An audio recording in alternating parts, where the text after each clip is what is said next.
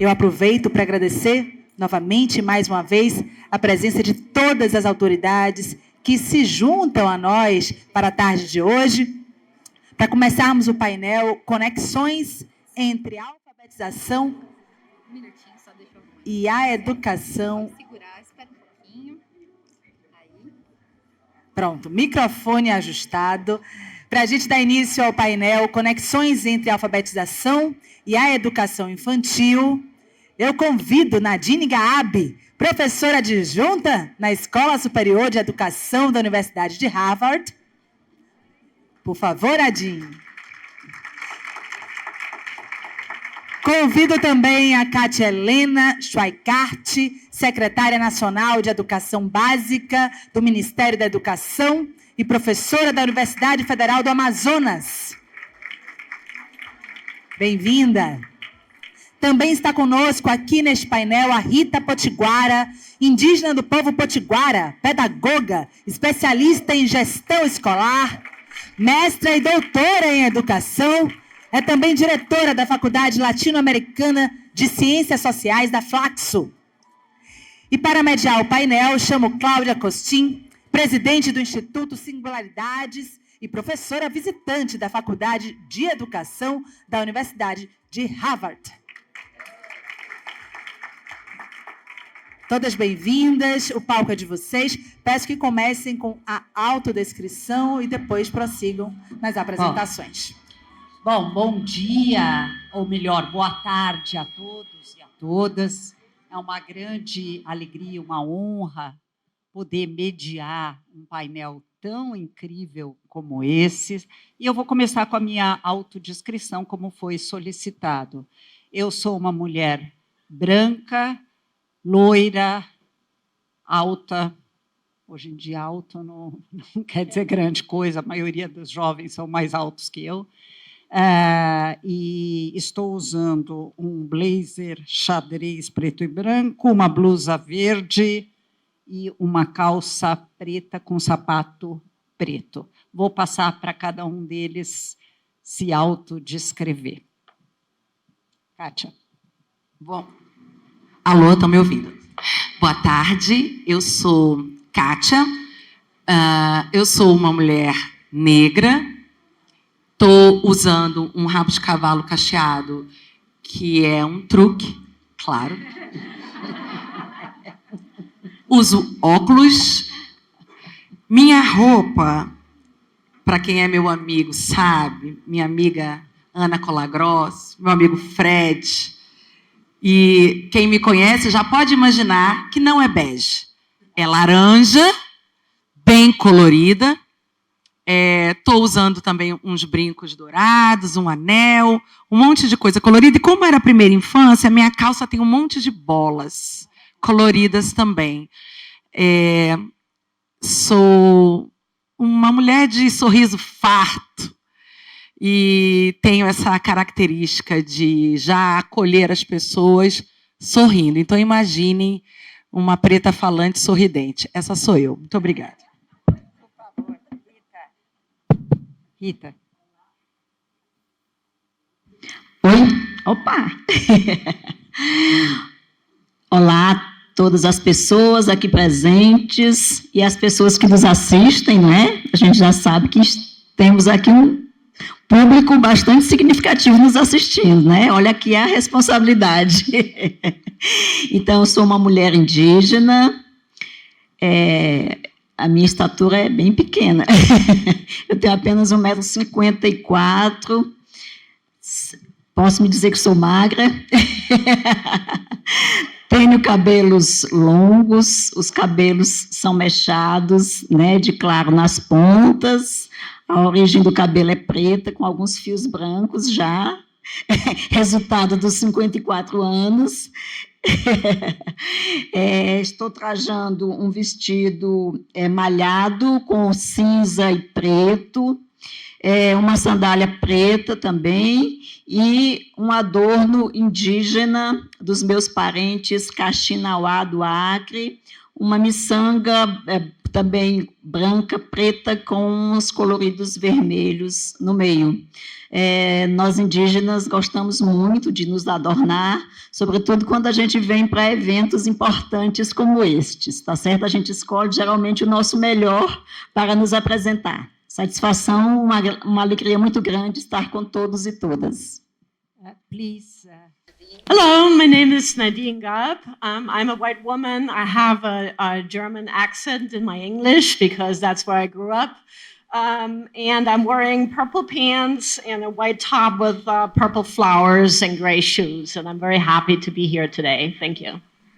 Bom, para a gente começar, queria lembrar que quem entende inglês e que prefere ter traduzido para ir lá fora pegar o tradutor, queria agradecer imensamente à Fundação Maria Cília Souto Vidigal, a Vanlir, NCPI, todas as organizações que participaram da organização do evento, mas eu queria tomar a liberdade de mandar um beijo muito especial para a cidade de São Sebastião, que é um dos satélites, dos 150 satélites do simpósio.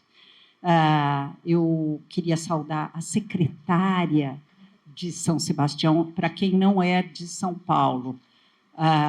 Foi a cidade que foi 2 vezes inundada, perdeu tudo, muita gente morreu. Para quem não acreditava em crise climática, foi uma lição. Então, eu queria saudar e pedir uma salva de palmas para todos de São Sebastião. Bom, tendo dito isso, o tema da nossa conversa aqui hoje é sobre conexões entre a alfabetização e a educação infantil. É um tema bastante instigante, em alguns casos polêmico, e nada melhor para começar com esse tema do que ouvir a Nadine, que tem contribuições sobre como é que o cérebro da criança se desenvolve, como é que acontece esse processo de aquisição do código letrado e da alfabetização. Nadine, the floor is yours.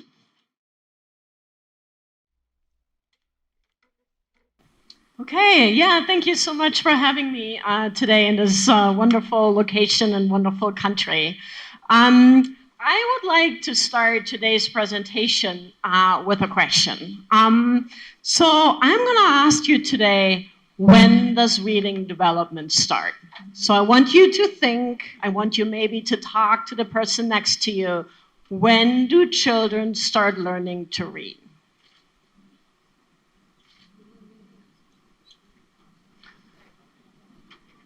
So I love asking this question, right? Because you will probably realize when you talk, and you can try this with your neighbors and your family and your colleagues when you get back home to your communities, it's actually really hard to pinpoint when does reading development start.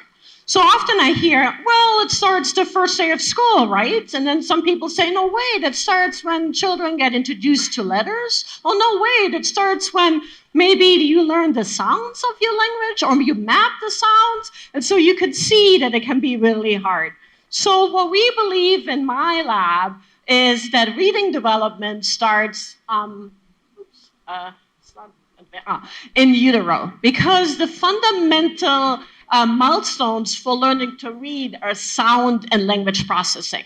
So if you think about this and you look at this timeline, you have, reading development start here, and then the next step would be learning the meaning of your language, learning the sounds of your language, learning which sounds belongs to your language or languages or others, learning the structure of your language. At one point, you're learning the graphemes of your language, and you're learning to map the sounds onto the graphemes, then decode single words, decode sentences, etc. And the ultimate goal of learning to read is to read with good prosody, automaticity, and comprehending what you read.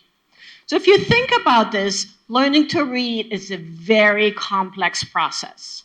And if you think about learning to read starting in utero, if you think about early identification, early childhood, what do you need to know in order to learn to read? We really need to pay attention to oral language, because oral language is the first 4 years or 5 years of learning to read, and as important at introducing language, aspects like, graphemes, etc., in order to understand the written language.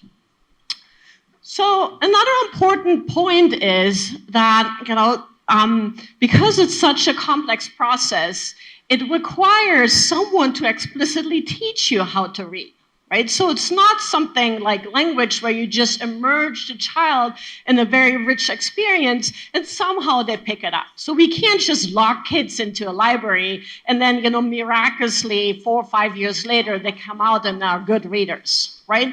It's more like learning a musical instrument. So you could all listen to Mozart all your life. If I put you in front of a piano and I say, now you play, you will not be able to, right? Because it needs to be explicitly taught. It needs to be explicitly taught by highly trained educators who know how to teach you how to read or how to teach you how to play the piano. Right? So we need to keep in mind that if you want to improve literacy rates, we need to make sure we have highly trained educators who help us develop this highly complex skill. So we talked about oral language when I first started. And if you think about a successful reading at the end of this is a very famous scheme here called the Scarborough Rope of Successful Reading. You see 2 strands that come together.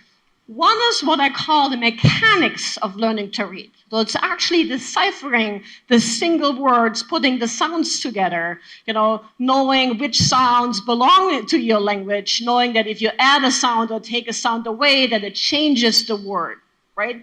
But you could be really good at decoding words. If you don't understand the word you just decoded, it's kind of useless, right? Completely useless. So we need that oral language piece as much as the mechanics in order to bring the 2 together to become successful readers.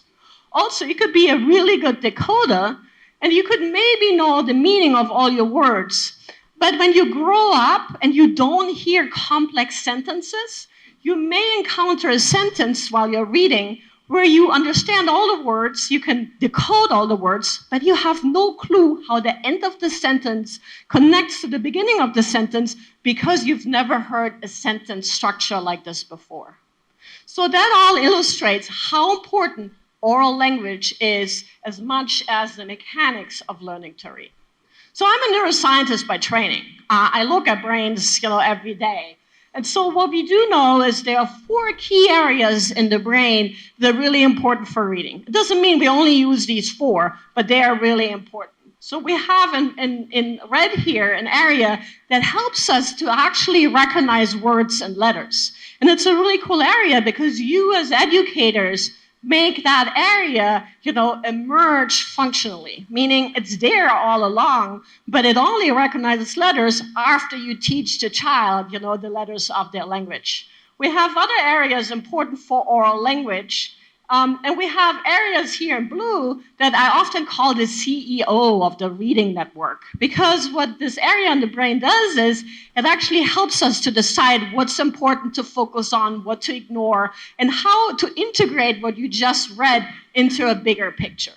So altogether, we have this area, this triangle here of early reading, which really illustrates the importance of phonics, but also it illustrates the connection to the oral language. So we need to have phonics in order to build that backside of the reading network, but also the rich oral language piece to be able to understand what we read. And these brain areas are also connected through different highways with each other. So I'm going to show you now a video of an adult reading some words. And what you can see here is that it starts here in the back with that letter box that recognizes the letters and then goes over these language areas all the way to the CEO of the reading brain. So despite this like complex skill and good teachers, we have about 67% of fourth graders in the U.S. not reading on grade level, and 80% of fourth graders in the U.S. are not reading on grade level from low socioeconomic backgrounds.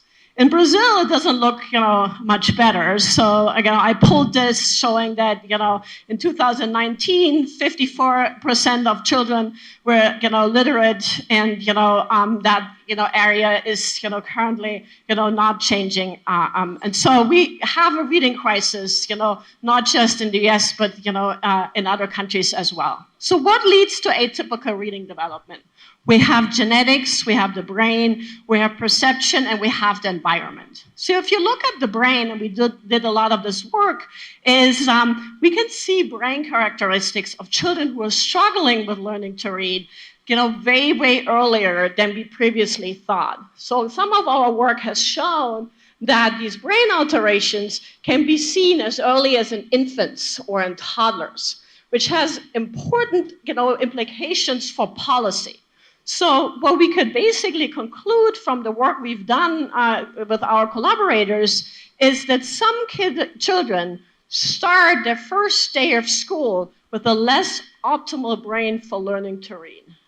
Okay? And so we have to find these kids early. And so we are working a lot on early identification, what we call preventative education.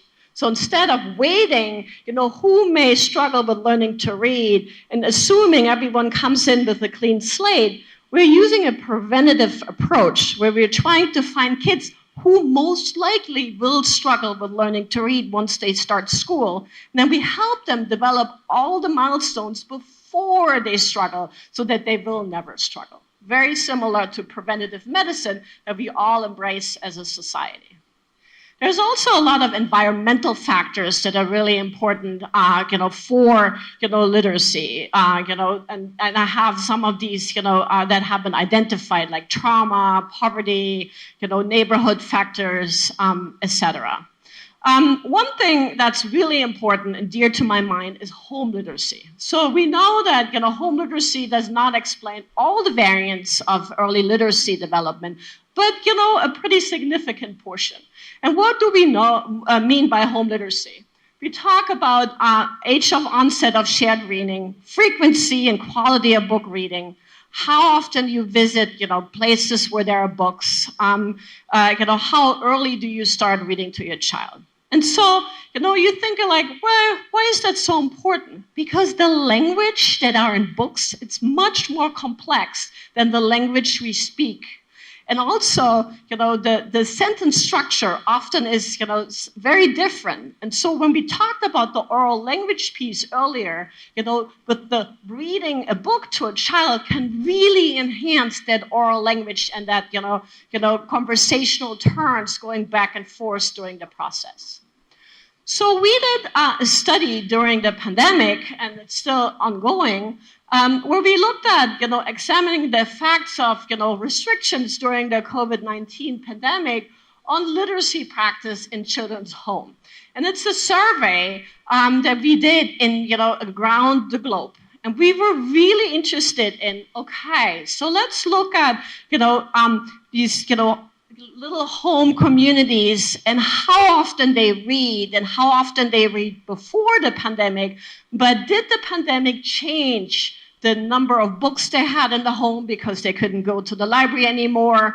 Or, how often you read to your child, so you could hypothesize that if you spend a lot of time inside with your children, maybe you read more to them. But you could also say, well, you spend a lot of time with them inside, so maybe you do not want to read to them anymore because you're stressed and worried and you lost your job, and you are, really impacted by the pandemic. So, what we found out is that there's big differences, and here I put Brazil, China, and the US on here, And so it's, how often, you read to your child, and, how often does your child read independently. And you can see that there's huge differences between the US and, often also between Brazil and China in how often do you read to your child. We also looked at, how much was your child read to on a typical day, and what age was, your child first read to. And you could, also see, some, interesting differences here as well, similar to how many physical books you have in the home. So, if you think about early literacy practices, and if you think about reading starting as early as in utero, we really have to make sure that we are embracing literacy right from the start and making sure that the oral language piece, is, part of the upper part of the robe is set in stone before the child starts school. And one way to do this is, through, reading in homes. So the last, couple minutes of my presentation, I really want to focus on when it comes to learning differences, we are largely focused on a reactive, deficit-driven way-to-fail model instead of the development of preventative approaches. Okay, and I want to use an example for you. So if you just look at these two, things up here, so we as a society embrace preventative medicine. Okay, so we get vaccinated, we go to checkups, we get mammograms, we get like our cholesterol checked, right? We really embrace preventative medicine. And we do this so that we can prevent getting sick, right? It makes a lot of sense to a lot of people, and I see some people nodding. But if you think about education, we don't do this at all. Right? There's no preventative education component. It's kind of odd, right, that we embrace it in medicine, but not in education. In education, what we do is we just have kids start school, and we kind of lean back and see, like, well, let's see who struggles. And then a child starts struggling. You're like, well, let's do a little bit more and see if they're still struggling. They're still struggling.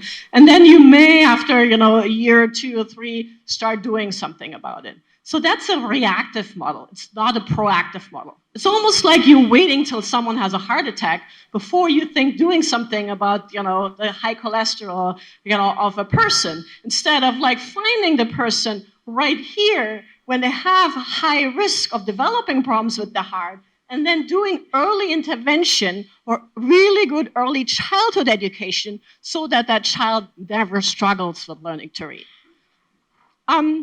So, it sounds like, oh, this is a, big ask. It's a mind shift. And it's been happening in the US, in some other countries with a lot of legislation now that was pushed through. So, for instance, we now have in 50 states in the US early screening mandates. That's legislation that you have to screen children for early signs of learning disabilities within the first weeks of kindergarten. And there's, a step process, what to do if a child is at risk. So in order to we know that economically it makes a lot of sense to have a preventative approach instead of like this reactive approach. And it has a lot of, implications for their mental health. So we know that children who struggle with learning to read are often, showing higher depression, higher rates of anxiety, often shows low self-esteem. And it makes so much sense because, you're going to school. You may have been, the fastest on the playground before you started preschool or, school. And then suddenly you start school. Everyone else can figure out how to learn to read and you can't. What that does to you, how you feel as a learner, how motivated you are to learn, and how you feel about school in general. Learning to read is your first job. If you failed at your first job, it has tremendous implication for who you see yourself as a future learner. So we have early behavioral predictors, and so there's a lot of evidence showing us, yes, we can find these kids early, reliably, with education technology, but also with very simple, screening and checklists. So the last 4 minutes, I want to talk about, embracing literacy as a community. And so we've been doing a lot of work in bringing more literacy into the first 5 years of life in order to enhance the complexity of sentences that you hear when someone reads to you, the number of conversational turns that you're having when you read a book and the child asks a question, how much you learn about different cultures and different stories, and how good this is for your working memory, remembering these stories and knowing what's on the next page next time you read the book. And so we work really closely with libraries, looking whether we can, do some of the screening in like library settings to see, could a library help us identify children at risk, and could it be tied to what kind of books we recommend for this child? We work really closely with pediatricians to see, during their checkups, like health workers or pediatrician, nurses, social workers, could they play an important role for identifying who's at risk before they start at school? And so we developed like a screening checklist for pediatricians, and we do a lot of work here in Brazil related to this. So these are my collaborators here across the country who has helped me to put this checklist into the Brazilian context. And so now we are, looking for funders. We started validating it so it could be used in, any community setting, but also be, reimbursed by insurances, in some of these settings. So this is the Brazilian version if someone is interested in this. So we also do this with social workers. So we think like as a community, we can embrace this. We can embrace this by finding kids early, but also by providing, these crucial, fun, opportunities to read, which is so important in the first couple of years. And so that could be like bringing books to the communities, having like little books, cases near playgrounds. It could be, many communities in the US send you a bag of books when you have a newborn, and encourage you with little flyers to read to your child as early as a newborn. And so we've been doing a lot of work, including with UNESCO and other international organizations on improving, reading development from 0 to 5. And so that's often where people are like, wait a second, the reading doesn't start till age 6 or 7. But in our opinion, it starts as early as in utero. And so what are the implications for stakeholders in educational policy? So focus on prevention. So it has, preventative education is, in my opinion, what will move the needle. Invest in education of early childhood educators. Make sure they can read. Make sure they have access to books. Make sure they know how powerful it is to read to children early.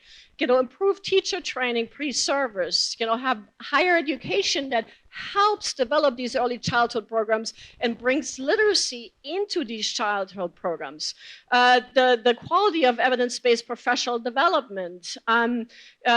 Invest on the development of assessments, interventions, edtech that can help you, if maybe the parents don't have time or they're illiterate and can't read to the child. There's technology of books that read to you, and you can flip the pages, and they can have really important role in a school setting or at home. And don't ignore multilingual learners and dialect speakers. Start a national campaign on improving home literacy practice and raise awareness of children who are struggling with learning disabilities, which are the invisible disabilities, but are really important to have more awareness, throughout, the community. So overall, it's important to put these stakeholders together: pediatricians, libraries, families, communities, policy, and legislation. So I conclude with this slide saying, literacy is a poverty issue, a gender issue, a health issue, a social justice issue, a peace issue, a child labor issue, a human rights issue, a food issue, and an access issue. So let's all work together to improve the joy of learning to read and make sure every child, can maximize their literacy skills. Thank you very much.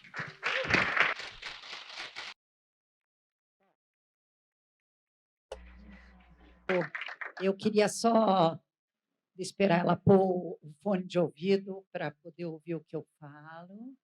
Pronto. Então, foi muito interessante começar com a Nadine, porque alguns mitos que nós temos no Brasil podem ser quebrados pela sua fala, Nadine. A primeira é uma ideia muito bonita, mas que não tem base científica, de que aprender a ler é inato no ser humano. Como a Magda Soares, essa grande educadora que nós perdemos há cerca de 1 ano e meio atrás, já dizia, infelizmente não é. Falar é inato no ser humano, mas ler não é. O que quer dizer isso na prática? E acho que Nadine mostrou bem, nós temos que ensinar o código letrado. Sinto muito, não sou poético, mas é necessário ensinar o código letrado.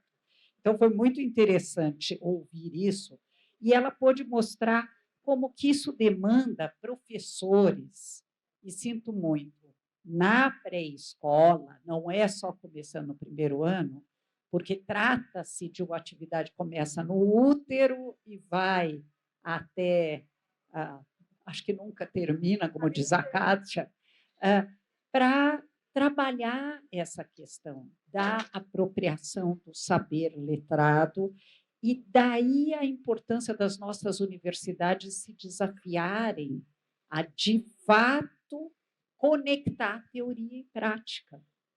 Formar para uma profissão, né? Deve ter muita gente aqui que fez magistério. Alguém aqui fez magistério? Aquilo era preparatório para uma profissão. Hoje, forma-se professores quase que só com teoria, quando não é por EAD 100%, ou 100% do tempo formação por EAD. Então, realmente, há um desafio na formação de professores importante, mas o que eu mais gostei é a questão da preparação da família e da comunidade, né? A família, na leitura para a criança, que nós tiramos o último lugar naquele gráfico que a Nadine apresentou, não sei se vocês perceberam, Brasil, China e Estados Unidos, nós não lemos para as crianças, e quanto mais em áreas de vulnerabilidade. Mas também a comunidade, né? Aqui eu queria destacar as bebetecas de Recife, e que São Paulo começou a fazer, e outros municípios começaram também com apoio da Vanlir. Cadê a Vanlir aqui? Bacana, muito bacana. Nós temos que... pessoal de São Sebastião, prestem atenção na Vanlir, tá? Saibam pedir.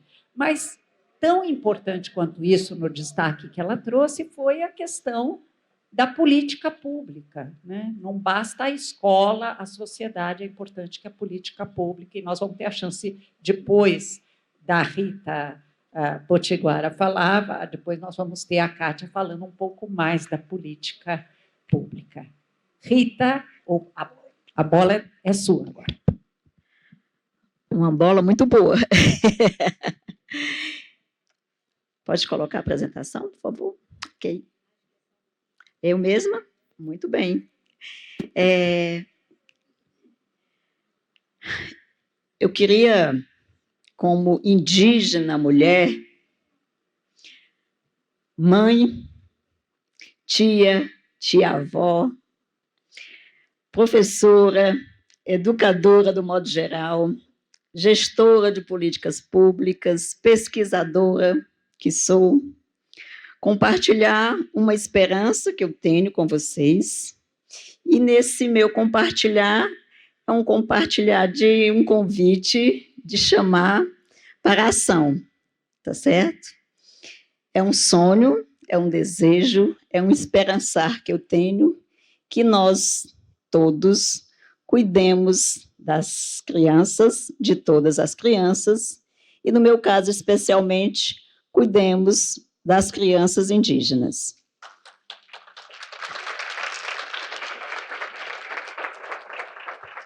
Por que cuidar das crianças indígenas? Agora, segundo minha mãe, eu vou puxar a sardinha para a minha brasa. É o seguinte, nós acreditamos que as crianças indígenas, assim como todos os seres encantados que fazem parte, fazem o equilíbrio do mundo inteiro, não só das comunidades indígenas, assim como os xamãs, né, ou os pajés, eles têm um lugar muito especial no equilíbrio do mundo. E eu me inspirei para essa minha fala aqui em 3 importantes livros. O primeiro deles é do Davi Yanomami, que é A Queda do Céu. Segundo, queridíssimo Ailton Krenak, Ideias para Adiar o Fim do Mundo. E não menos importante, das minhas colegas antropólogos e antropólogas, Crianças Indígenas, Ensaios Antropológicos, que foi um livro ainda de 2005, né? Organizado por Araci Lopes, uma querida. E aí eu trago dessas minhas leituras, né, e também de vivências como gestora de política pública, pesquisadora que sou, 3 afirmativas. A primeira delas é que as crianças indígenas, assim como os xamãs, evitam a queda do céu. E, infelizmente, vocês sabem que a queda do céu é inevitável, não sabem? Principalmente por conta do modelo de desenvolvimento que nós escolhemos e que nós construímos ele todos os dias. Então, nós temos que construir, pensar em outro modelo de desenvolvimento socioambiental, que considere todos os seres na sua plenitude. Então, o primeiro desse é esse, a primeira afirmativa. A segunda é, por que cuidar das crianças? As crianças indígenas, né, e quando a gente cuida delas, elas ajudam a adiar o fim do mundo. Olha o lugar das crianças no nosso mundo. E o terceiro, não menos importante, é que cuidar das crianças indígenas é garantir o nosso bem viver. Vocês sabem que a gente está aqui na Terra para viver bem. E viver bem é o objetivo de todos nós, e todos nós temos uma grande responsabilidade na construção desse bem viver. E as crianças indígenas têm um papel fundamental na construção desse bem viver e na presença cotidiana do que é esse bem viver para todo mundo, para todos nós. O bem viver tem a ver com tudo que faz parte do mundo. Não só somos nós humanos, não. Nós humanos estamos numa categoria bem inferior, considerado com todos os outros seres, mas a gente tem uma responsabilidade enorme, e as crianças são importantes para isso. Que notícias eu tenho tido nos últimos anos de como estamos cuidando das crianças? Então, para vir para cá, eu me preparei, fiz uma rápida olhada e encontrei notícias muito tristes, né, relacionadas ao tratamento, ao cuidado das crianças indígenas. Por exemplo, 570 crianças indígenas Yanomami morreram nos últimos 4 anos. Morreram quase crianças indígenas Yanomami morrem quase 13 vezes mais por causas evitáveis, né, do que a média nacional. A mortalidade infantil entre os Yanomamis se compara às maiores taxas do mundo, por exemplo, aí da África subsaariana. Outra notícia também que fica difícil, né, a gente alcançar esse esperançar que eu tenho, esse desejo, quando a gente diz que a maioria das escolas Yanomamis não tem prédio, que a educação está precaríssima. Um relatório do MEC que foi publicado na Folha de São Paulo. A maior parte das escolas dos Yanomami estão fechadas. As escolas são criadas, tem professores, inclusive, contratados, mas não funcionam por algum motivo, e o motivo é a precariedade. E aí vai. Mas também a gente tem, né, algumas notícias, por exemplo, a Câmara de Direitos Humanos, o Conselho de Direitos Humanos, né, Comissão de Direitos Humanos, recebe denúncias de abusos de garimpeiro contra crianças e adolescentes, e mais essas últimas notícias que nos deixam alguma esperança, a intervenção do governo federal na situação Yanomami, que está trabalhando para resolver, né, a situação precária dos Yanomami. O que nós pensamos a respeito de educação infantil e alfabetização nessa construção de pontes? Nós temos uma política de educação escolar indígena, né? E aí, quando a gente vai falar de crianças indígenas, a gente tem que considerar as crianças indígenas em diferentes contextos. A gente tem crianças indígenas vivendo em terras indígenas, temos crianças indígenas vivendo em comunidades que são urbanas, mas estão em comunidades, e temos crianças indígenas que estão ali apenas com suas famílias, frequentando escolas não indígenas. Então, o primeiro ponto é esse, a gente tem que pensar nessas situações em que essas crianças se encontram e que tipo de escola, que tipo de educação infantil, que tipo de cuidado nós devemos ter com essas crianças.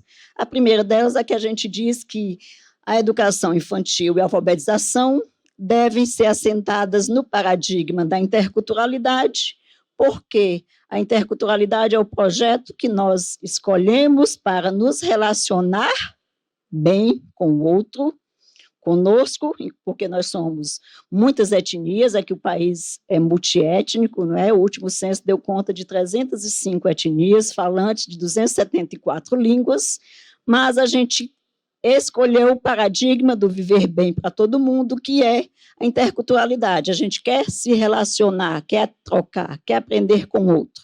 Então, o tratamento adequado, né? O cuidado, a educação com carinho, com cuidado, que todas as crianças indígenas merecem, é uma educação intercultural. Esses aspectos da interculturalidade são aspectos amplamente garantidos na lei, desde a Constituição Federal de 88, a LDB, as diretrizes do Conselho Nacional de Educação. Toda a legislação brasileira vai falar desse direito a essa educação intercultural, não é? Embora essa interculturalidade não seja garantida na prática, não é? É preciso valorizar a oralidade na escola. Portanto, os processos de alfabetização, de letramento que a gente, né, venha desenvolver, a oralidade ocupa um lugar central. Para nós indígenas, nós somos comunidades, né, somos povos de tradição oral, embora tenhamos feito essa escolha também de nos apropriar da leitura e da escrita, que isso é muito importante, tá certo? Eu digo isso porque eu sou do campo e nesse campo da educação escolar indígena, sobretudo de estudos indigenistas, algumas pessoas que advogam que nós indígenas não precisaríamos de escola, que a escola nos faria mal. Vocês sabem, alguns de vocês sabem do que eu estou falando. Mas nós, claramente, o movimento indígena tem sido muito incisivo nesse sentido, a gente tem reafirmado a necessidade de nos apropriarmos de todos os códigos da escolaridade, né? Então, a escrita para nós é fundamental.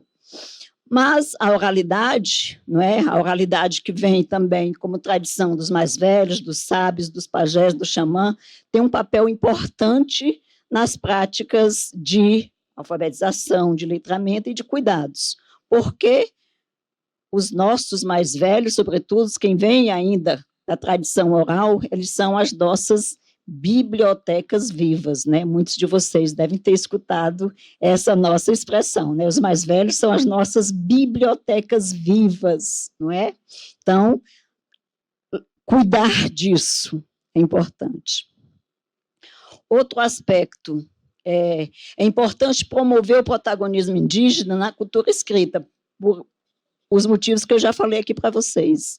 Nós queremos, sim, nos apropriar da escrita, queremos, sim, nos apropriar de todos os níveis de escolarização.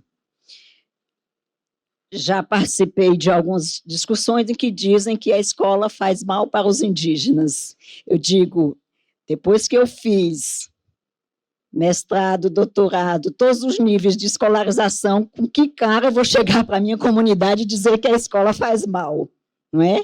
Então, algo que a gente faz questão de reafirmar isso, a importância de todos os processos de alfabetização, de escrita, de leitura, não é? É importante. A alfabetização tem que ser na língua materna.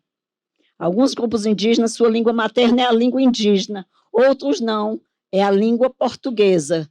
Eu sou de uma comunidade urbana, eu sou indígena do Nordeste. A minha língua materna é o português. Então, os processos de alfabetização das crianças da minha comunidade têm que ser na língua portuguesa. Quem fala a língua indígena, ainda, a alfabetização tem que ser na língua materna. E a brincadeira faz parte, né, através da brincadeira que a gente vai se constituindo e vamos ressignificando o mundo. Então, é importantíssimo, todos nesses processos, que a gente considere a brincadeira como fundamental. Por fim, a gente queria indicar o seguinte, não é? Que é necessário haver uma articulação entre as políticas de educação infantil e de educação escolar indígena. Eu fui gestora da política de educação escolar indígena no Ministério da Educação por 8 anos e fora isso, também era gestora na Secretaria de Educação do Estado do Ceará, também na área de educação escolar indígena, e eu vejo que não há essa articulação, não há esse diálogo necessário. É como se fosse um tabu tratar disso na política de educação infantil, e, às vezes, quando algumas políticas públicas que é para tratar da pluralidade de infâncias, alguns grupos não são tratados, né? Alguns grupos são tratados de forma, como a gente chama, homogênea, né? Como se todos fossem iguais, e não somos, né? Somos diferentes. Então, é importante que haja essa articulação, não é? A outra questão é o desenvolvimento de ações políticas de cada área de modo intersetorial e articulado, não é? As instituições têm os seus papéis, têm as suas competências, mas tem momentos em que há que se agir de modo articulado. Recomendações, primeiro, na nossa legislação, né, e, sobretudo, as diretrizes para a educação escolar indígena de 2012, em que eu tive a honra de ser relatora no Conselho Nacional de Educação, fui conselheira por 6 anos lá.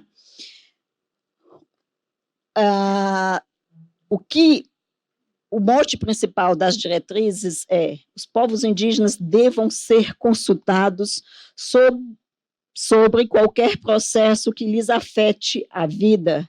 E a escola afeta a vida, a educação, né, afeta a vida de uma comunidade. Mesmo sendo um direito, e aqui pensando exatamente na educação infantil, mesmo sendo um direito, a comunidade deve ser consultada se faz sentido ou não aquela educação infantil nos moldes em que a gente trabalha no âmbito da política pública para aquela comunidade, porque às vezes faz sentido, outras vezes não faz sentido. Estou tendo concordância aqui de algumas colegas.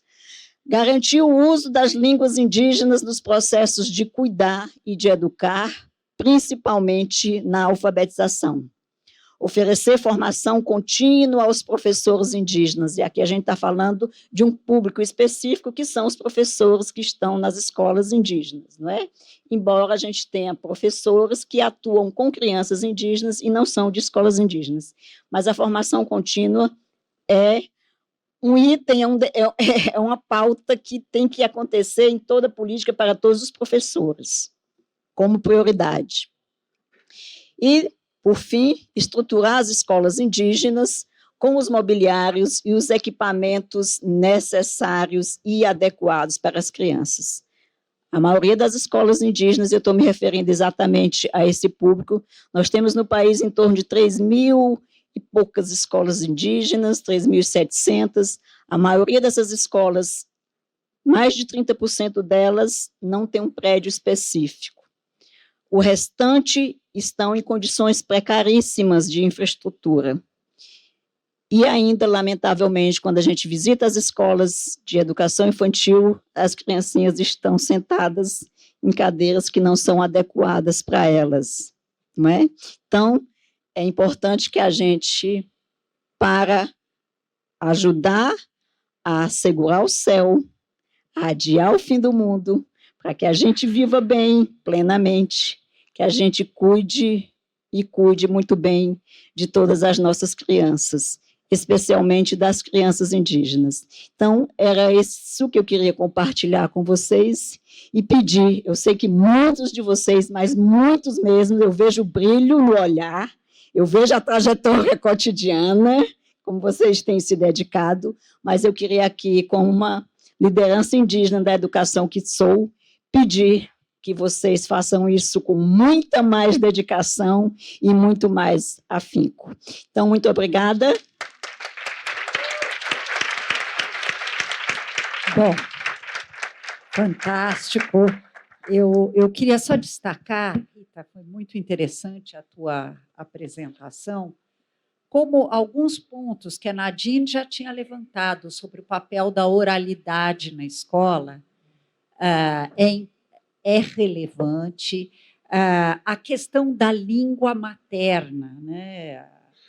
Eu acho que tive a oportunidade de visitar, por exemplo, Timor-Leste. Vou falar por que eu estou falando de Timor-Leste. Timor-Leste é um país recentemente independente e que os professores tiveram o desafio de ensinar português para as crianças, sem esquecer que elas tinham uma língua anterior, que não era português. Então, a questão da língua materna, no contexto indígena, e como você bem mostrou, são 300 e tantas etnias, mas cerca de quase 274 línguas. É um desafio grande, mas eu acho que as crianças indígenas que vão cuidar de não fazer o céu cair sobre a terra, elas têm uma responsabilidade grande, merecem esse nosso carinho, essa... E queria também aproveitar para falar de um risco que nós temos nessa abordagem. Às vezes, quando falam de um olhar mais inclusivo, me passa um medo da gente olhar com uma falsa empatia para as crianças que têm desafios maiores. Do tipo, tadinho, né? Ele já tem desafios tão grandes, eu não vou ter altas expectativas de aprendizagem em relação a essa criança, que é a falsa empatia. Eu estou parecendo boazinha e eu estou acabando com as chances de crescer, de se desenvolver dessa criança. A importância da gente preparar os professores para ter altas expectativas de aprendizagem para todas as crianças, não só para aquelas que são consideradas típicas. E isso me veio à cabeça. E quando você falou da língua, também me veio à cabeça uma última questão, que Dieudonné, que está aqui em algum canto, e eu tive... lá atrás, o Dieudonné. Tive uma chance de ver, que é a questão das crianças venezuelanas, que também merecem aprender na sua língua, fazendo as devidas mediações para que eles possam avançar. E alguns deles indígenas também, né? E não necessariamente de etnias que existem no Brasil. Então, um desafio do tamanho de um bonde, que só quem cuida de política pública, como a Kátia, tem condições de desvendar para nós. Eu só esqueci de falar na minha fala inicial, já que temos aqui uma cearense indígena aqui presente, de lembrar que Sobral, parte do sucesso de Sobral, vem do fato, eles não contam para ninguém, eu vou contar, vocês não contem que eu contei, que eles começam com intencionalidade pedagógica, embora de maneira lúdica, o processo de alfabetização na educação infantil. E ensinam o código letrado, como faz qualquer mãe de classe média, média ou alta, para as crianças na pré-escola. Então, vamos parar desse papo que não pode alfabetizar na educação infantil. Pode sim, depende como que a gente faz. Então, Kátia, a palavra é sua.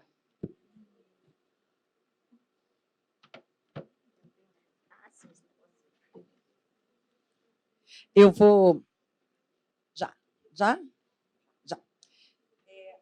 Antes de eu acho que eu vou ficar um pouquinho de costas aqui, né? Mas aqui eu enxergo melhor, não tem problema. Eu queria usar 30 segundos para pedir É um jeito de eu poder abraçar todo mundo, para a minha turma da NCPI desse ano, levantar, para a gente se ver, se enxergar e todo meu... É a nossa... Muito obrigada. Obrigada, Maria Cecília, obrigada, Vanlier, obrigada a Pórticos, por me permitir, no meio da avalanche da vida que eu levo, me encontrar com eles, com elas. Muito, muito obrigada, de coração. Por que eu fiz questão de usar alguns segundos para fazer isso? Porque eu acho que, antes de tudo que eu vou falar, tem a ver com a minha ancestralidade, assim como tem a ver com a da Rita, o fato de que a gente não chega do nada em lugar nenhum. E onde eu, agora no Ministério, eu estou no Ministério, agora, tem atrás de mim uma longa trajetória, seja dos meus ancestrais que não acreditavam, né, que a gente preta como eu, pudesse assumir uma pasta que não necessariamente fosse apenas não, mas a que tradicionalmente nos é destinada, que é a da promoção da igualdade racial, mas uma pasta que tem outras agendas, e essa é uma das prioritárias, mas tem muitas outras. E também, tudo que a gente vem fazendo tem muito da experiência do que a gente viveu, seja quando eu fui gestora lá numa capital, no coração da floresta, que é outra novidade, porque, eventualmente, a educação básica brasileira sempre foi comandada por pessoas que eu aprendi muito. Eu também nasci lá e me formei lá do Sudeste e do Sul do Brasil, e agora a gente está fazendo um desenho que é feito a muitas mãos de políticas conduzidas a partir de uma lógica do Nordeste e do Norte do país. Então, essa virada de eixo tem tudo a ver com o que eu vou querer tentar mostrar aqui para vocês. E junto nessa caminhada, com os atravessamentos muitos que eu tenho tido.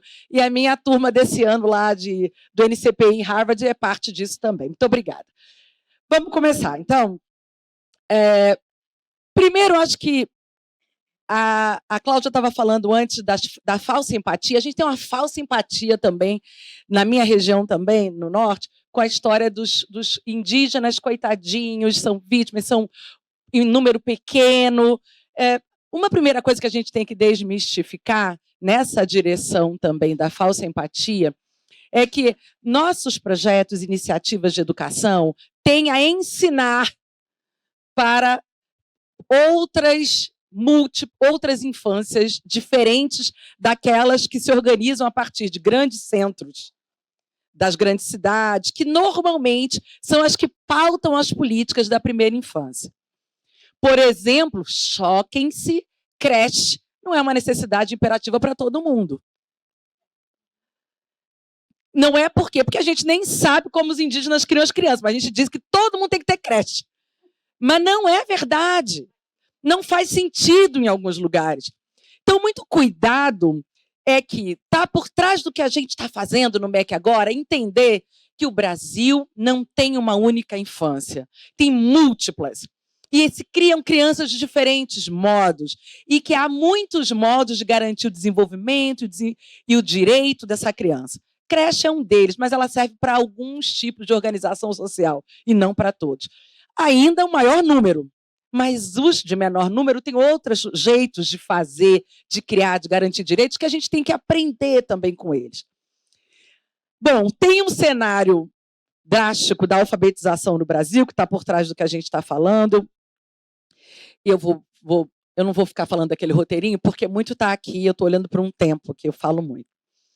Então, por trás do que a gente, então, está fazendo no MEC agora, nessa quadra, depois desses últimos anos muito difíceis para a condução da educação pública brasileira, a gente tem a ideia de que a educação infantil, ela primeiro ela tem que ser pensada na perspectiva integral. Isso não é só no tempo integral. Tempo é uma dimensão da educação integral. É possível trabalhar a educação integral em tempo parcial também. A perspectiva da integralidade é cuidar da pessoa em todas as suas dimensões. Então, no caso da criança, principalmente a pequena, a gente falava disso agora há pouco no almoço com minha amiga Ana Colagross, que tem muito a ver eu já falei isso no último seminário da primeira infância, com cuidar de quem cuida das crianças. Então, letrar especialmente as mães, mas não são só as mães, quem cuida das crianças também impacta muito na garantia do direito ao desenvolvimento pleno da criança. E que isso a gente está entendendo que a educação infantil passa pela garantia de brincadeiras intencionais, de interações significativas, da garantia de muitos dos cuidados, de ambientes adequados, como a Rita reivindicou, seguros, afetivos e estimulantes.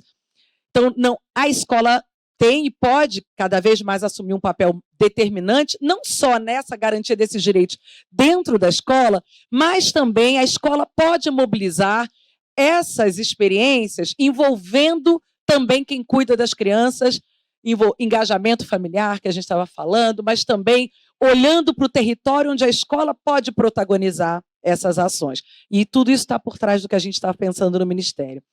Então, reconhecer múltiplas infâncias e ter um compromisso com as diversidades brasileiras está por trás de tudo que a gente tem feito até agora. O cenário da alfabetização, a Nadine apresentou um dado que é de 21, o dado do censo 22, Nadine, piorou. Agravado pela pandemia, a gente está com em torno de 61% das crianças brasileiras não se alfabetizam adequadamente ao final do segundo ano, dado do censo de 22, né? Então, são crianças que ainda não iniciaram uma jornada autônoma no mundo da leitura e da escrita. O Brasil, no último PIRS, que aí a Nadine também falou em relação a outras realidades, ficou à frente apenas de 5 países na avaliação internacional aplicada em 65 países. O PIRS é uma avaliação que é feita no 4º ano. Então, no 4º ano, as crianças no 4º ano não estavam alfabetizadas. Então, a gente pode ver, a gente sabia já em 19 como é que estava o quadro da alfabetização brasileira, e depois da pandemia, o Brasil ficou todo prejudicadíssimo, né? Todos. Claro que isso, a gente estou simplificando para ser rápida, mas dentro de cada território desse tem uma multiplicidade de relações. Eu não vou ter tanto tempo para explorar, mas eu também estou aqui para reforçar o fato de que nós estamos atentos no Ministério a uma outra realidade muito grave no Brasil, que as crianças pretas e pardas, independente do nível socioeconômico, que saiu recentemente uma matéria sobre resultado, o desempenho do Enem, então tudo confirma essa mesma tese de que as crianças pretas e pardas têm um desempenho. Não é que elas aprendem menos, está errado dizer que aprendem menos. Elas têm um desempenho inferior, independente do nível socioeconômico. E se está em escola pública ou privada também não interessa. Então, existe uma questão seríssima, que não é o fato de eu estar aqui, da minha colega Dandara ser uma professora doutora da Universidade Federal da Bahia, não é isso que vai dizer, mas vocês chegaram, então, não. Muito pelo contrário. Nós estamos aqui para o tempo todo denunciar e anunciar que para segurar o céu é preciso enfrentar essa questão também. Não é só uma denúncia, é um anúncio. Nós temos que nos comprometer com isso. Tem que enfrentar que melhorar o desempenho significa também promover a equidade. Se continuarmos indo na média, a gente vai cada vez empurrar o céu mais para baixo, mais do que já está. A gente sabe que os efeitos disso ao longo da vida escolar são os mais dramáticos. Isso, a criança que não se alfabetiza na idade adequada, ela tende a ficar distorcida mais cedo, se desestimula da escola, piora muito, abandona do 9º para o 1º ano, e quando você vai ver o efeito disso está lá na alfabetização, no ensino médio vai se arrastando, 70% dos jovens de 15 a 17 anos no Brasil abandonam o ensino médio, e a gente passou agora, hoje foi entregue o PL da reforma do ensino, da revogação e a revisão da Política Nacional do Ensino Médio, mas tudo começa na primeira infância. Então, todos esses efeitos nefastos trazem por trás o nosso compromisso com a primeira infância. Não vou poder falar de tudo, mas o ponto que me pediram, dentro do que nós traçamos, bom, a gente teve que escolher algumas prioridades. Pegamos um MEC amassado, uma sociedade brasileira sofrida, meus amigos secretários de município, está aqui o Fred, está aqui o Padula, gente com quem eu trabalhei junto quando fui secretária de capital, sabe o que significou nós sermos secretários durante a pandemia. E aí, no governo de transição, foram eleitas algumas prioridades. Não dá para atacar tudo de uma vez. E aí, alfabetização, ampliação da jornada do tempo integral, por muitos dos benefícios que isso traz, segurança, cuidado, tudo isso tem a ver, e também a gente avançar na conectividade no Brasil. Mas o fato é que, na nossa estratégia Compromisso Nacional Criança Alfabetizada, a Cláudia, nós nem combinamos, mas ela foi no ponto, nós, apesar de termos que ter escolhido como prioridade, consensuado com o campo da educação no Brasil, atacar a garantia do direito da alfabetização na idade adequada, ela varia um pouco. Ninguém está dizendo que todo mundo aos 7 anos não é mas essa garantia desse direito precisa ser enfrentada por nós, mas isso tem que começar na educação infantil. E nós colocamos no compromisso a educação infantil. Então, isso foi uma conquista do povo brasileiro.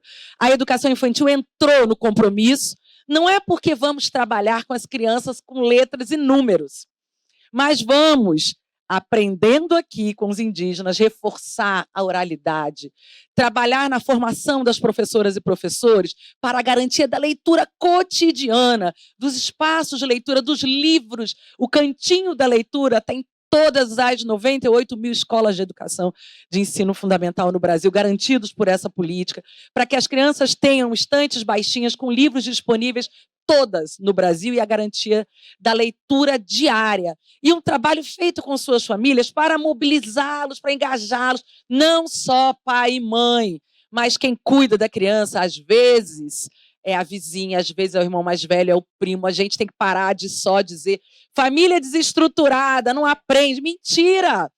A escola não está olhando, às vezes, quem leva todo dia aquela criança na escola, conversa com aquela pessoa. Ela pode ajudar a garantir esse direito. Não precisa ser todo... No norte tem um monte de vó que cria. Essas vós têm que vir para a escola, gente. Então, eu não posso passar o tempo todo dizendo que a mãe não vem na reunião, mas a avó vai e eu não enxergo. Eu não vejo a avó. Então, o nosso compromisso está olhando para a educação infantil como fundamental e estamos garantindo material, suporte à formação para as professoras, professores e para os gestores de educação infantil também. Está dentro do compromisso. Então, nós estamos trabalhando um eixo de governança e gestão, formação, estamos olhando também para a infraestrutura física e pedagógica, mas sabemos que é importante reconhecer. E no caso de educação infantil, não é medir o quanto essas crianças, não é medir o desenvolvimento apenas, mas a gente está tentando avançar numa discussão de construir um indicador para a gente que garanta a tradução dos parâmetros consensuados no campo da educação infantil, mas para a gente poder reconhecer as boas práticas. E, olha, eu acho que a gente tem muito a aprender com as boas práticas dos povos e populações tradicionais no tocante à educação infantil, no cuidado coletivo com a criança. Porque a nossa mentalidade é uma mentalidade individualista, né? Então, a gente acha que uma mãe que ganha bem, que põe seu filho na melhor creche, é que vai fazer a melhor educação. Não necessariamente. Existem crianças criadas coletivamente que têm, inclusive, a ausência da mãe é muito menos sentida. A nossa é uma coisa doentia, né? A gente é cheio de culpa porque foi trabalhar e deixou a criança. Tem sociedades que isso não é problema. Não tanto quanto a gente, né? E nós estamos muito comprometidos também em avançar no estabelecimento de metas para a redução das desigualdades. Meu amigo Rubens, que é o diretor da DAEB, do INEP, está aqui, a gente está em avançado nessa discussão, a gente está trabalhando muito junto com a Secretaria da Diversidade, Inclusão, temos um desafio enorme, não é só com as culturas diversas, mas também com as crianças deficientes. A gente está patinando nisso, há um desafio posto, a saúde está... A gente está meio que se acostumando com laudos, só os laudos, e ninguém está discutindo isso. como a gente está indo na contramão da política da inclusão, e isso também está no nosso horizonte. Não vou poder falar mais, tem um monte de programas que o MEC vem conduzindo há vários anos, nós retomamos os melhores e os que mais fazem sentido para fortalecer o Pacto Federativo, para voltar a investir com foco na educação infantil, e eu não vou poder detalhar isso aqui, mas estamos à disposição para a gente continuar conversando. Mas eu queria concluir dizendo o seguinte, que apenas com políticas públicas para a educação infantil que ofereçam recursos, condições, propostas pedagógicas adequadas a essa etapa, sob uma perspectiva integral, e que reconheça, estou insistindo nisso, as múltiplas infâncias, é que nós vamos promover o pleno desenvolvimento das nossas crianças. Nessa direção, o MEC está de volta, de portas abertas, para reconstruir com vocês o Brasil. Obrigada.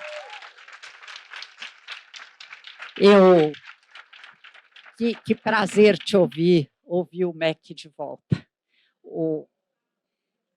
Havia gente, não vou nem denunciar os nomes, que diz que alguém tinha perdido a chave do MEC. Que bom que foi reencontrada. Não vou nem citar os autores.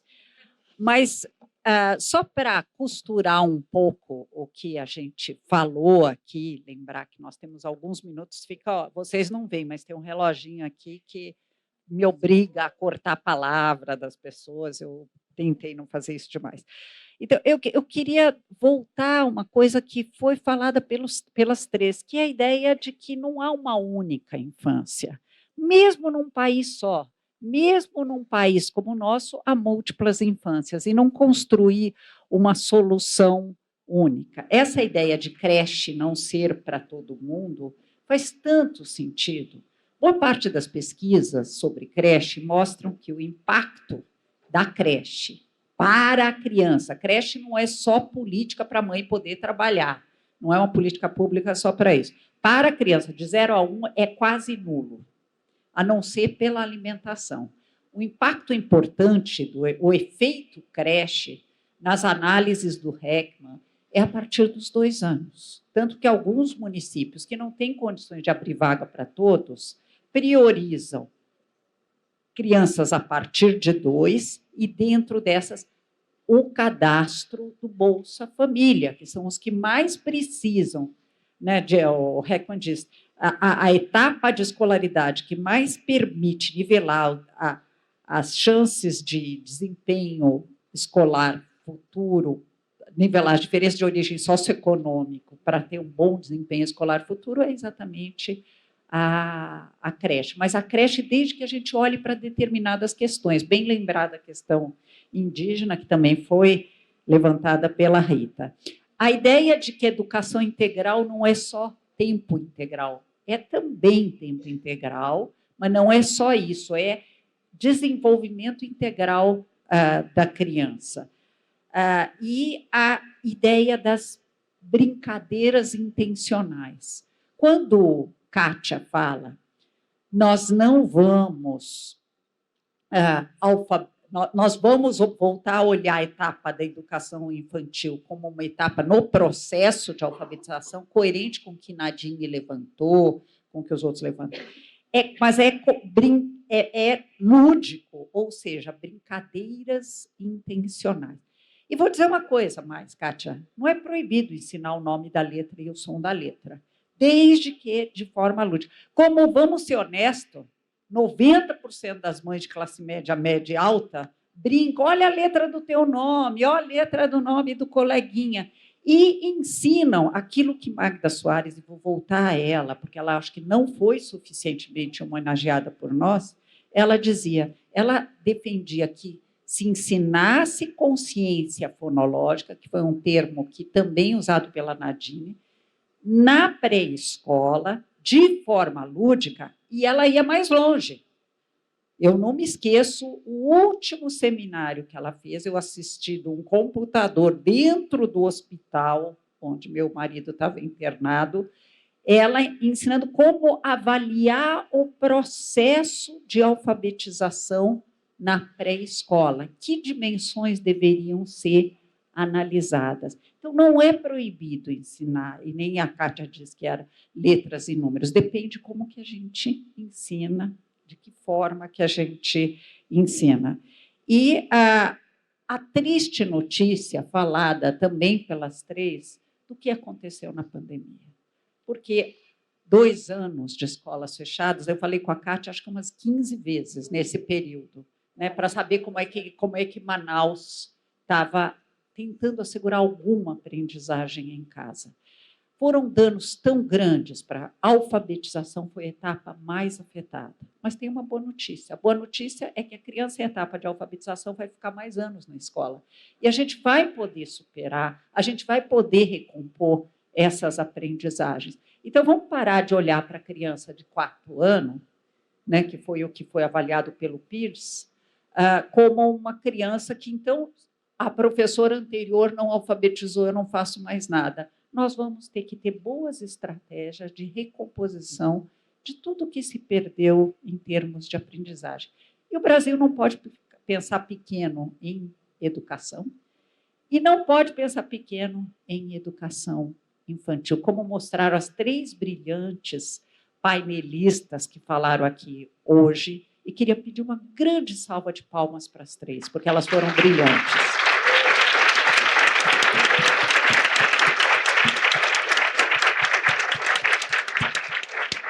Queria fazer uma pergunta que veio da plateia, mas não me mandaram.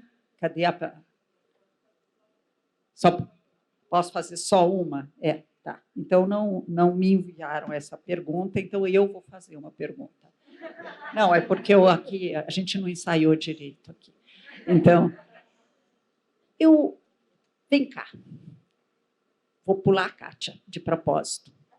Se vocês fossem ministros da educação no Brasil, depois eu faço outra para a Kátia, o que vocês priorizariam na educação infantil? Com todas as tarefas que a gente tem, com a complexidade do número exagerado de municípios que nós temos. Vou começar com a Rita. Rita, pode ser? O que você sugeriria para o Brasil fazer se você fosse ministra? Na educação infantil. Na educação infantil, então, o que eu priorizaria seria justamente, primeiro, olhar para essa educação infantil como se ela deve ser composta por infâncias plurais. Portanto, não existe um programa que vá dar conta de toda a realidade, que vá ser o adequado, o suficiente. Tem que também ter políticas plurais para infâncias plurais. É meio óbvio, mas é isso mesmo. Já passamos, acho que a gente já tem estudos, dados de evidência, temos nossas práticas, né, de gestão pública que nos mostraram que não existe uma solução única, né? Então, a gente tem que olhar para a pluralidade e elaborar políticas também plurais para priorizar as infâncias que são justamente os nossos xamãs, são os nossos seres que vão nos ajudar a segurar o céu. Bom, eu vou pedir para a Nadine falar, se você fosse ministra da Educação no Brasil, que tipo de programa você recomendaria, pelo que você ouviu aqui hoje, para garantir algum trabalho bom na educação infantil para preparar a alfabetização? Yeah, thank you so much. There's so many, but I think it's really important to, like, as a central idea, every child has the right to learn to read, right? It has such an importance for vocational, economic, mental health outcome. And so I think I would, really encourage to invest in our early childhood educators, make sure they're educated, make sure they're well paid, make sure they, we have good environments where you have, educators that know, how to teach and how to, like, provide good social emotional support. I think that would, like, bring us a really long way, in addition to many other things. But I think, invest and empower empower early childhood educators so they can make sure that the young generation grows up and is empowered themselves and have good role models. Thank you. Kátia, a pergunta para você é diferente. Você está, como você disse, secretária nacional de educação básica. O que você aprendeu nessa experiência? Né? Já faz quase um ano. Mas 10 meses é quase um ano. Na minha matemática simples O que você aprendeu sobre educação infantil nesse quase um ano que você ainda não sabia quando você era secretária municipal de educação e lidava diretamente com as creches e pré-escolas? O que eu aprendi foi que o MEC não consegue enxergar plenamente a potência dos diferentes territórios brasileiros. A gente tem muita dificuldade de campo de visão, né? Então, o fato de eu ter vindo de município, eu acho que acelerou alguns processos, porque eu já estava conectada com essa realidade, com os entes subnacionais. O MEC, historicamente, ele desenha políticas a partir da estrutura de alguns especialistas e diz, isso é que nós vamos... É desse modo que vamos conduzir a política de educação. E nós estamos praticando há 10 meses o caminho inverso. Abrir para escutas e desenhar políticas com quem executa. Porque a educação básica no Brasil, ela não é feita pelo MEC, né? Ela é de responsabilidade de estados e municípios. Então, o que o MEC pode fazer? Abrir para escutá-los, desenhar com eles e ajudá-los na implementação. Então, as nossas metas e as nossas entregas têm que ser diretamente relacionadas ao que de melhor se pode fazer nos municípios e estados brasileiros. Obrigada. Uma nova salva de palmas para as 3 e muito obrigada.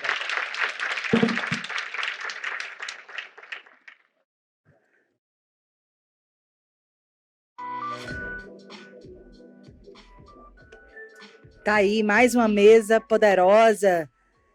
Nadine, a Catiana, a Rita Potiguara, com mediação da Cláudia Costin, trazendo destaques muito importantes. Eu tomei nota de várias coisas.